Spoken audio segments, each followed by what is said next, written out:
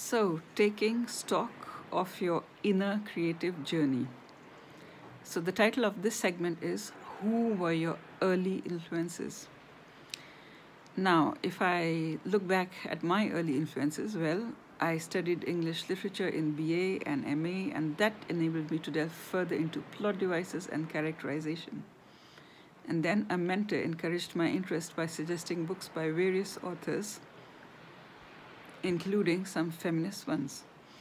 So I ended up reading more broadly than required by the curriculum of those times.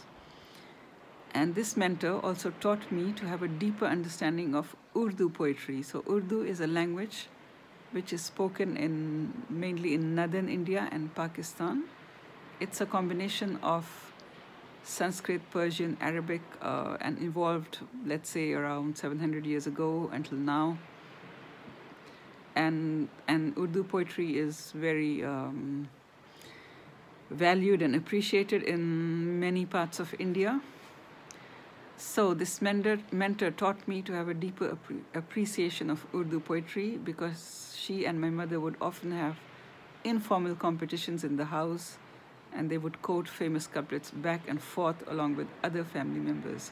So I grew up in this atmosphere where, let's say, poetry was appreciated, and especially poetry that was in meter and rhyme, which is the case for most Urdu poetry. And then what else? If I try to look back at one particular line of my creative journey, I can say, for example, I liked detective stories. For example, Sherlock Holmes or Agatha Christie in the past when I was at school or a teenager. And that may have given me a strong background in recognizing plot devices. And then I got more into literary mysteries. One example is The Woman in White by Wilkie Collins, which I can recommend. And maybe this has more nuanced characters, although now scholars that are studying Agatha Christie's work say that she shed light on certain aspects of society, the position of women, and her work is perhaps more valuable than just for its mystery aspects.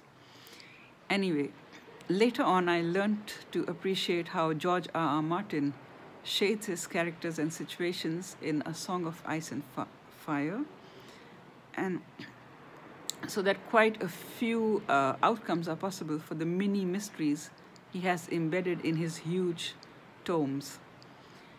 So making this sort of list can help to make you aware of how your own awareness of certain aspects of writing and skills or creative work have evolved over the years. Now, so I would say to you that sometimes it pays off to sit back and explore the early influences on one's writing life or creative life, to take stock of your background, which can make your motivations and hitherto unconscious driving forces clearer. Where do we come from? Who influenced us? And where are we going now? So these are questions that you can think about. And of course, it would also be worthwhile to make a list of your early influences from childhood to young adulthood, for example, through every decade, depending on how young or old you are, to see how your interests have changed, and to see if a pattern emerges, and to see how that pattern will continue to evolve in future. Thank you for watching, and of course I am obliged to say, like everybody else, please feel free to like or subscribe. Okay, thanks. Bye.